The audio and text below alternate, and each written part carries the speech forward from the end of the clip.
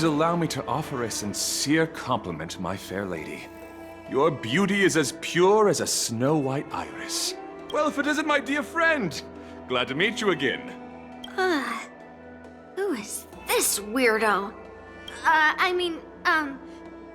Who is this knight? I am Argenti, a member of the Knights of Beauty. I was invited as a part of the Kalevala delegation to escort the legendary Mieja Kivesa back to the Cienjo. May I have the honor of knowing your name? My name is Yunli. What a beautiful name. I wonder if you have ever heard the holy name of the pure and flawless goddess Adrilla. Oh, you're here, Yunli. Didn't expect you to be so well informed. Well, now that you're here, don't forget your manners. Manners. Come on. You won't find another granddaughter as polite and well-behaved as me. Well, just remember this is a very serious ceremony. Sorry for keeping you waiting, Mr. Pavo. Now, let the sword gifting ceremony begin. Before the ceremony officially commences, I want to express my gratitude to the Knight Argenti. Thank you for enlightening us about the sword's origin and for escorting it here safely so that we may complete this ceremony. On behalf of the Kalevalan delegation, I, Pavel Kalistaya, am here to return the legendary Mieja Kivesa to the Cienjo Alliance, its rightful homeland. I'm truly grateful for Kalevala's noble act of returning the sword and for the Knight of Beauty's chivalry. Now, as we gather here on the Cienjo Lafu, I officially welcome the sword back to its homeland, Mieja Kivesa. It's a fitting name for a sword with such a legendary past. I still remember the name engraved on this sword the day it was forged, Guyin. It was forged by Hangguang, a craftsman from the Zhu Ming's Pyrojaya Forge. Wait, a Hangguang? Although its blade is worn and cracked, its essence remains as resilient as the Cienjo Cloud Knights. All it needs is some repairs and polishing by the skilled craftsmen of the Artisanship Commission to regain its former glory. I've decided to entrust this sword, Guyin, to the Lawfu Artisanship Commission for restoration. Furthermore, it will serve as the prize for the champion of the Lawfu War Dance. This sword will be wielded against abominations to protect our homeland and live up to the mission of the Kalevalan delegation that returned it from so far away. Thank you, General. It is an honor for Kalevala. Now, esteemed knight and delegation members, please head to the Artisanship Commission, where... No! This sword was forged by Hangguang. Yunli! These esteemed guests have brought back your father's last work. Where are your manners? Oh, I didn't realize this sword was actually forged by your father. Returning it to its rightful owner is, Grandpa, give me that cursed sword right now! I'll melt away the remnants of that man's curse once and for all!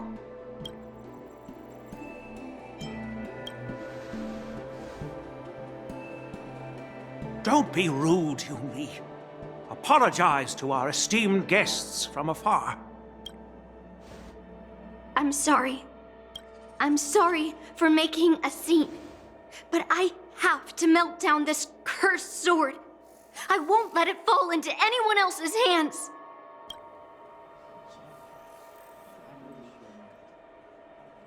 Yunli, please, go for now.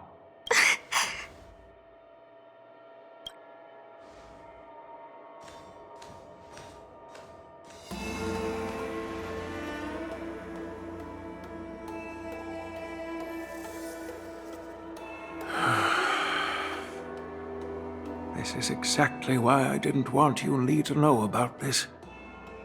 I didn't want to create trouble, but trouble found its way here anyway.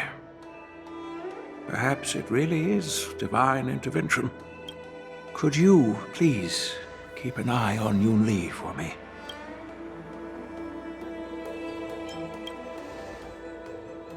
Don't worry about it. I need your help on this. I apologize for the unfortunate interruption. Let us move on with the ceremony.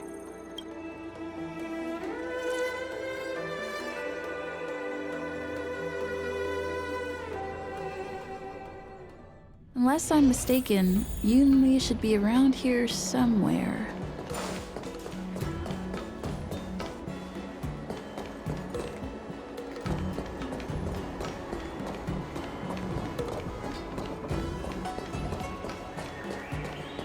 Take caution.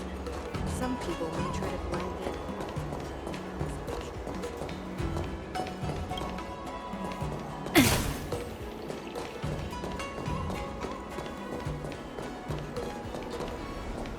That's a hefty battleship there.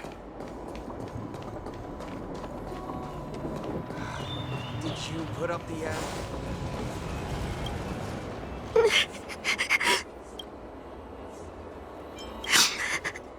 Stop watching me and say something. If you want, I can make you cry too. Did Grandpa send you to look for me? I bet he did. Just so you know, I'm here just waiting for the perfect moment to snatch that sword. And once I have it, I'll melt it down before anyone can react. Don't even think about stopping me. No one can stop me. Grandpa sent you here.